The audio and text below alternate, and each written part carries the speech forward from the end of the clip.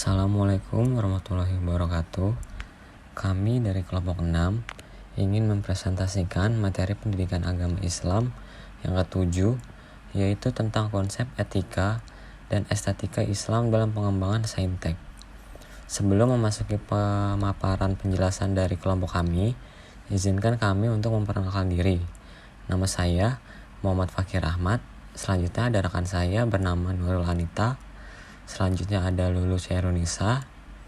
Selanjutnya ada M. Aldi Abdillah. Dan yang terakhir ada Adiba Pancari.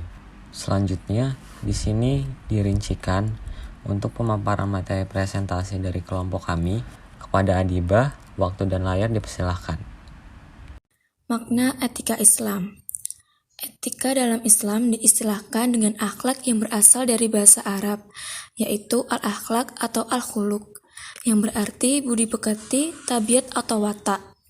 Tetapi secara terminologi, akhlak adalah ilmu yang menentukan batas antara yang baik dan yang buruk, terpuji atau tercela. Oleh karena itu, etika seringkali dianggap sama dengan akhlak. Memang, akhlak dan etika ini memiliki persamaan, karena keduanya membahas tentang masalah baik atau buruknya tingkah laku manusia.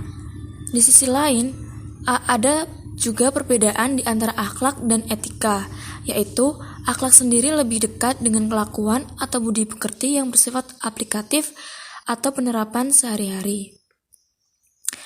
Sedangkan sifat etika bersifat teosentrik atau berkisar pada Tuhan, yang artinya bahwa setiap perbuatan itu selalu dihubungkan dengan amal dan dosa, dengan pahala atau siksa, dengan surga atau neraka.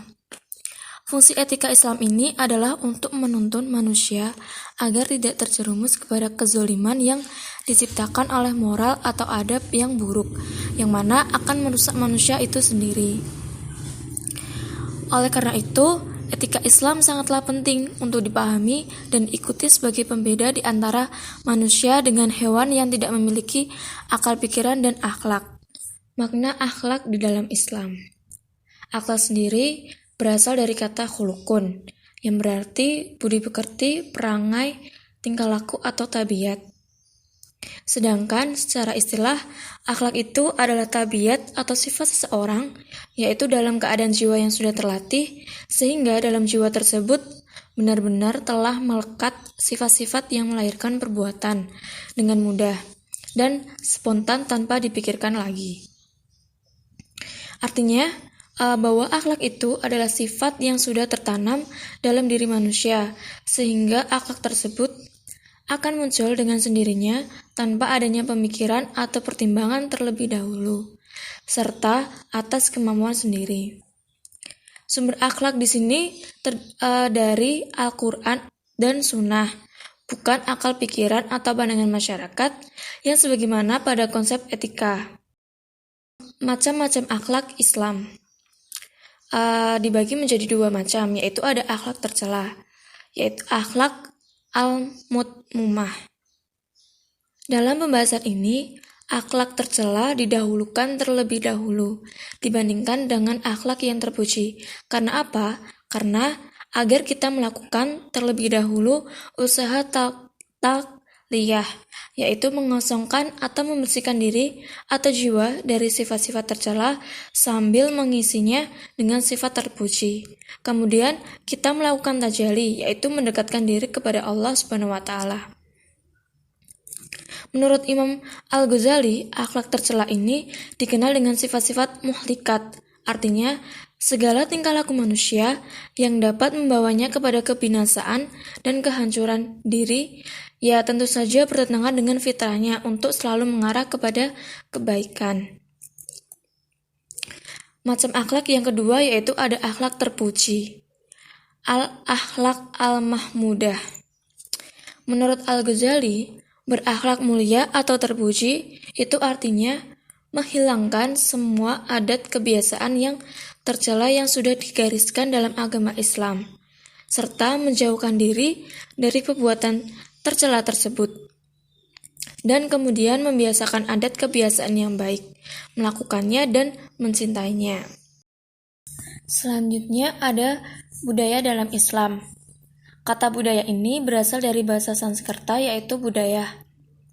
Kata tersebut merupakan bentuk jamak dari budi yang berarti akal, pikiran, atau budi. Selanjutnya, budaya dalam Islam itu merupakan adab atau etika yang berlaku dalam kehidupan muslim pada umumnya.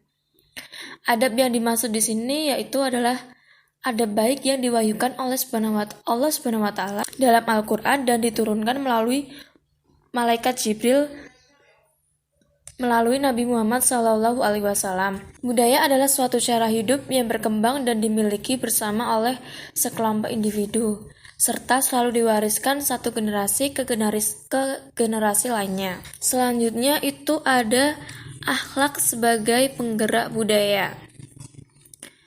Akhlak sebagai penggerak budaya itu adalah pola perilaku yang berdasarkan perwujudan nilai iman-iman yang tertanam pada jiwa kita yang menunjukkan perbuatan senang dalam komunitas manusia yang berbudaya. Apabila perbuatan tersebut keluar dari komunitas budaya, itu baik terpuji dan baik menurut syariat dan akal pikir, maka budaya tersebut pada dasarnya akhlak sebagai penggerak budaya utama tersebut. Dari Abdullah Diros dalam bukunya yang berjudul Kalimatun fi Mabadi'il Akhlak yang dikutip oleh Humaydi mengemukakan bahwa akhlak adalah suatu kekuatan dalam kehendak yang mantap. Kekuatan dan kehendak ini berkombinasi membawa kecenderungan pada pemilihan yang akhlak yang baik atau akhlak yang buruk. Contohnya ialah perubahan zaman dari tradisional ke zaman modern yang tetap pada berpusat pada syariat agama. Seperti perubahan teknologi digital yang dahulu belum berkembang seperti sekarang ini, yang membawa banyak manfaat bagi manusia untuk menebarkan kebaikan dan ilmu melalui teknologi digital tersebut. Selanjutnya, saya akan menjelaskan tentang etos keilmuan. Makna etos. Etos atau KBBI yaitu pandangan hidup yang khas dari suatu golongan sosial. Etos kebudayaan yaitu sifat, nilai, dan adat istiadat khas yang memberi watak pada kebudayaan suatu golongan sosial. Etos kerja yaitu semangat kerja yang menjadi ciri khas dan keyakinan seseorang atau suatu kelompok. Secara sederhana, etos dapat didefinisikan sebagai watak dasar dari suatu masyarakat. Perwujudan etos dapat dilihat dari struktur dan norma sosial masyarakat itu. Etos menjadi landasan bagi kehidupan manusia, maka etos juga berhubungan dengan aspek evaluatif yang bersifat menilai dalam kehidupan masyarakat. Selanjutnya ada kontribusi ilmuwan muslim dalam pengembangan ilmu pengetahuan dan teknologi.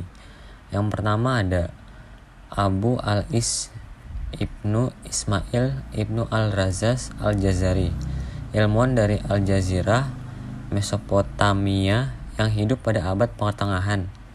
Ia menulis buku pengetahuan ilmu mekanik tahun 1206 Masehi, di mana ia menjelaskan 50 peralatan mekanik. Ia mendapat julukan sebagai Bapak Modern Engineering. Berkat temuan-temuannya yang banyak mempengaruhi perancangan mesin-mesin modern saat ini.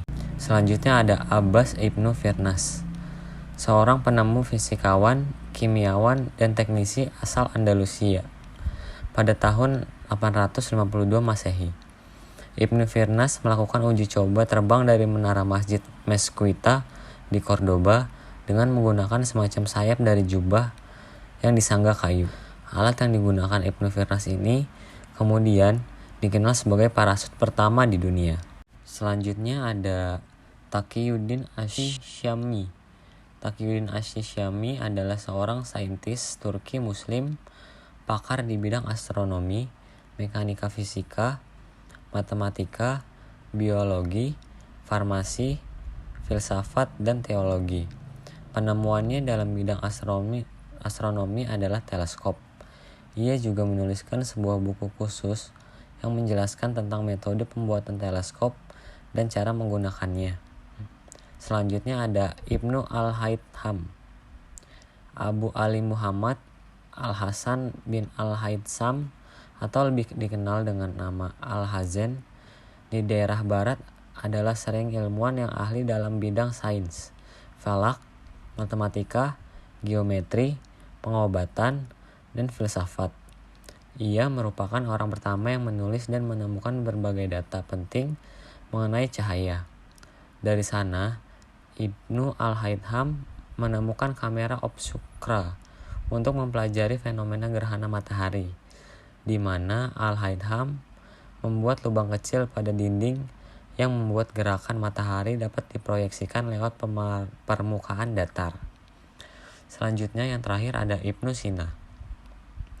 Ibnu Sina dikenal juga sebagai Avicenna. Di dunia barat adalah seorang filsuf, ilmuwan, dan dokter kelahiran Persia. Ia juga seorang penulis yang produktif, yang sebagian besar karyanya adalah tentang filosofi kedokteran. Bagi banyak orang, dia adalah bapak kedokteran modern. Baik, pada pembahasan selanjutnya yaitu tentang Islam. Di sini membahas tentang makna dari seni estetika Islam. Dalam Islam, estetika adalah suatu perjalanan dari bentuk-bentuk sunnah menuju hakikat dari segala bentuk atau makna yang dari mana manusia itu berasal. Nah, dalam tradisi Islam, estetika dikaitkan juga dengan metafisika atau ontologi, serta pengetahuan dan juga pemahaman tentang wujud dan peringkat-peringkatnya dari yang zahir sampai ke yang batin. Selanjutnya, karya seni dipahami sebagai manifestasi estetika yang paling tinggi atau mendorong manusia untuk melakukan pendakian dari yang zahir menuju yang batin. Nah, dari alam tasbih menuju alam tanzih. Alam tasbih yaitu alam dan bentuk yang dapat dicerna indera menuju alam tanzih. Nah, sedangkan alam tanzih itu ialah alam transidental yang menuntut tajamnya kepekaan penglihatan kalbu.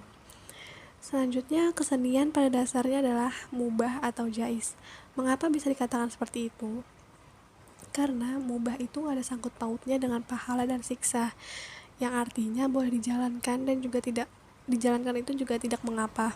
Serta seni pada dasarnya itu netral, karena seni bisa dijadikan sebagai sarana untuk mencapai kebaikan yang berupa amal soleh, sekaligus bisa pula diarahkan kepada kerusakan. Ketika manusia itu menggunakan seni dalam hal kebaikan, maka akan menimbulkan pahala bagi dirinya sendiri. Tetapi jika manusia tersebut menggunakan seni tersebut untuk hal-hal yang buruk, maka akan mendapatkan dosa dan juga kemudorotan. Nah, Islam juga memandang kesenian itu sebagai ibadah jika dilakukan dalam kerangka etika yang baik dan benar. Muhammad Abdul Jabbar Beg menyatakan bahwa suatu seni menjadi islami ketika seni itu mengungkapkan pandangan hidup kaum muslimin, yaitu konsep tauhid. Sedangkan seniman yang membuat objek seninya itu tidak harus muslim. Nah, maksudnya itu ialah bahwa seorang seniman, misalkan seorang seniman itu berasal dari non-muslim, tapi dia boleh membuat karya yang berupa kaligrafi. Mengapa? Karena juga sudah dijelaskan gitu bahwa seni ini jika ia membuat kaligrafi yang diambil dari ayat suci Al-Quran, itu kan berarti ketauhidan ya. Nah, hasil seninya itu menjadi islami itu karena terpaut dengan tauhid tersebut. Macam-macam seni dalam Islam itu digolongkan menjadi dua. Ada seni yang diperbolehkan dan juga ada seni yang tidak diperbolehkan dalam Islam. Pembahasan di sini tentang seni yang diperbolehkan dalam Islam. Artinya ialah seni yang dapat menimbulkan pahala, manfaat, serta bernilai bagi suatu kaum, tapi tidak terlepas dari syariat agama dan dilakukan dengan sewajarnya. Contohnya itu seperti seni membaca Al-Quran yang bisa disebut dengan tilawatil atau qiraatil Quran. Nah, ini juga terdapat hadisnya, hadis riwayat Al-Bukhari dan Abu Dawud yang berbunyi, hiasilah Al-Quran itu dengan suaramu, bukanlah ia golongan kami, siapa-siapa yang tidak melakukan bacaan dari Al-Quran tersebut. Maksudnya itu, setiap kali kita membaca Al-Quran, alangkah baiknya untuk membaguskan suaranya gitu. Selanjutnya ada seni kaligrafi atau tulis. Yang ketiga ada seni bela diri. Ini digunakan ketika kita ingin melindungi diri dari suatu kejahatan yang tidak terduga gitu. Yang keempat, ada seni melipat kertas. Ini biasa digunakan kepada anak-anak. Kenapa? Karena tujuan ini ialah untuk memberikan motivasi pembelajaran pada anak-anak itu sendiri. Nah, yang kelima, ada seni arsitektur. Yang keenam, ada seni berpidato atau sastra. Yang ketujuh itu ada seni memasak atau gastronomi. Yang kedelapan, ada seni merajut dan kriya.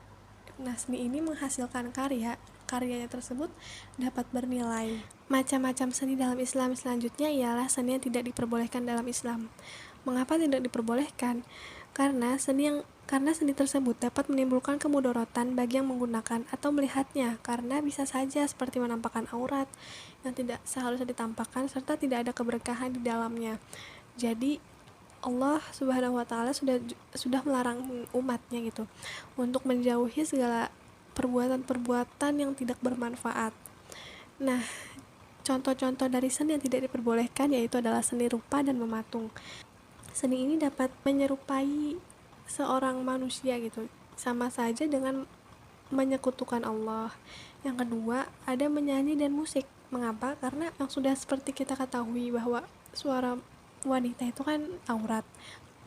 Dengan demikian, jika suara wanita tersebut mengundang nafsu seorang lelaki, maka seni tersebut tuh dapat menimbulkan kemudaratan dan juga siksa di neraka nantinya.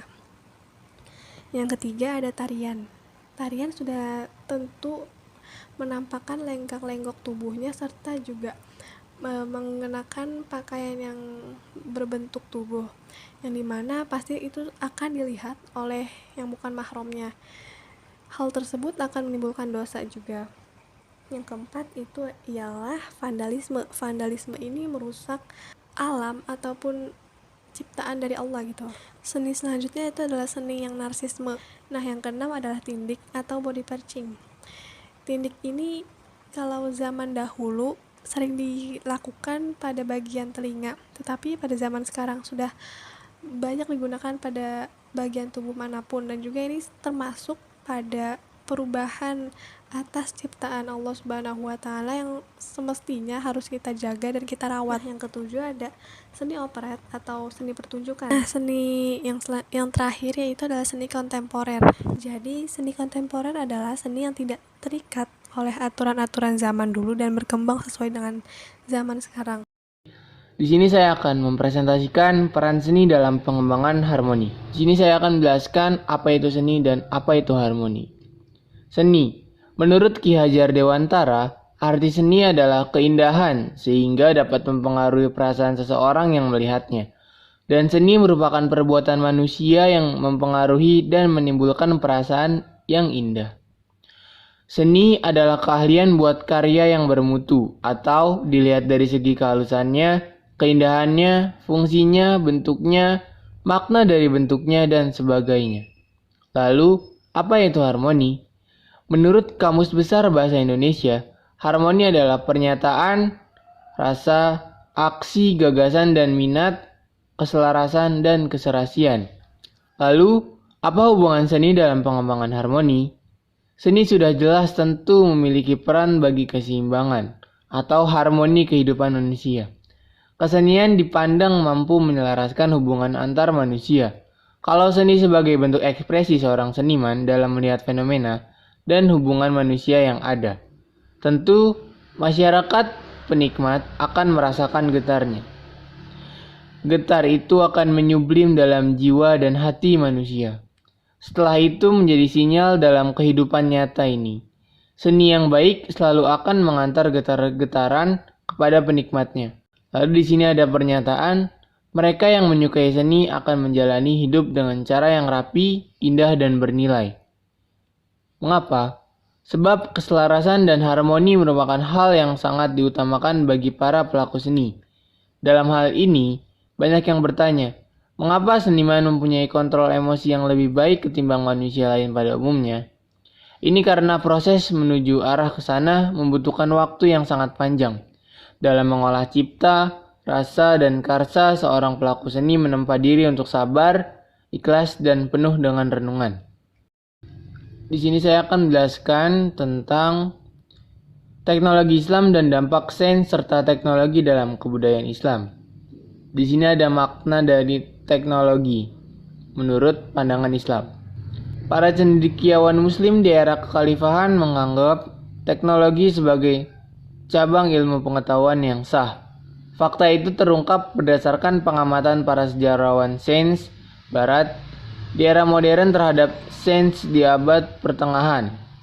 Para ilmuwan Muslim memberi perhatian pada semua jenis praktis, mengklasifikasi ilmu-ilmu terapan dan subjek-subjek teknologis yang berdampingan dengan telaah-telaah teoritis. Ungkapan ini berdasarkan Ahmad Y. Al-Hasan dan Donald R. Hill dalam bukunya Islamic Technology. Lalu, sejumlah kitab dan risalah yang ditulis para ilmuwan Muslim tercatat telah mengklasifikasi ilmu-ilmu terapan dan teknologis. Menurut Al-Hasan, hal itu dapat dilihat dari sederet buku atau kitab karya cendekiawan Muslim, seperti Mafatih al-Hulum, karya Al-Khwarizmi, Ihsa al-Ulum, atau Perhitungan Ilmu-Ilmu karya Al-Farabi, Kitab Al-Najat, atau buku Penyelamatan karya Ibnu Sina, dan buku-buku lainnya. Rekonstruksi pengembangan budaya, saintek berbasis akhlak mulia. Merekonstruksi budaya dalam mengubah perilaku sosial yang berbasis sains dan teknologi sangat diperlukan. Seiring berkembangnya zaman, sains dan teknologi juga mengalami perkembangan yang begitu pesat bagi kehidupan manusia. Suatu negara jika tidak mengikuti perkembangan sains dan teknologi, maka negara itu dapat dikatakan negara yang tidak maju. Maka dari itu, dalam perkembangan sains dan teknologi, hendaknya tidak meninggalkan nilai agama, yang dimana agama merupakan pedoman atau pegangan dalam menjalankan suatu hal. Akhlakul karimah di sini juga sangat berperan penting sebagai sikap dan perilaku yang harus dimiliki seseorang dalam menyikapi pesatnya perkembangan sains dan teknologi. Contohnya dalam penggunaan internet. Internet itu memiliki banyak dampak bagi banyak orang. Kita bisa mendapatkan pengetahuan luas karena dapat mengakses apapun untuk memperluas wawasan kita melalui internet. Dengan internet, kita juga bisa berkomunikasi jarak jauh tanpa berpindah tempat dengan seseorang, bahkan seluruh orang di seluruh dunia. Nah, selain berdampak positif, internet juga bisa menimbulkan dampak yang negatif. Karena internet yang bersifat bebas, maka dapat menimbulkan orang-orang yang tidak bertanggung jawab. Konstruksi sains dan teknologi dalam pemanfaatannya berbasis akhlak mulia. Salah satu caranya dengan menjadikan syariat Islam yang lahir dari akidah Islam sebagai standar bagi pemanfaatan sains dan teknologi dalam kehidupan sehari-hari. Jadi, standar inilah yang seharusnya digunakan oleh umat manusia, bukan standar manfaat pragmatisme atau utilitarisme seperti yang ada sekarang. Nah, pragmatisme atau utilitarisme itu memiliki arti yaitu suatu paham etis yang berpendapat bahwa yang baik adalah yang berguna, berfaedah, dan menguntungkan, dan juga sebaliknya. Nah, sebelum menutup perjumpaan kita pada kali ini, kelompok kami dapat menyimpulkan bahwa antara etika, estetika, dan juga teknologi dalam agama itu sangat penting dan saling berkaitan.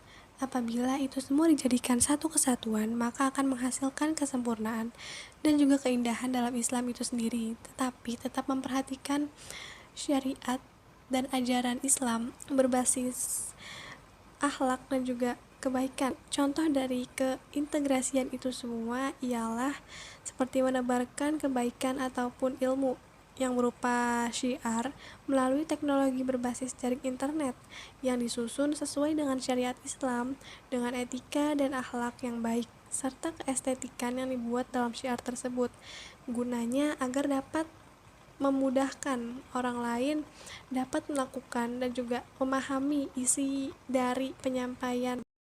Wah, keren dan jelas banget nih pemaparan dari teman-teman kelompok 6. Sekian dari kami, kurang lebihnya mohon maaf.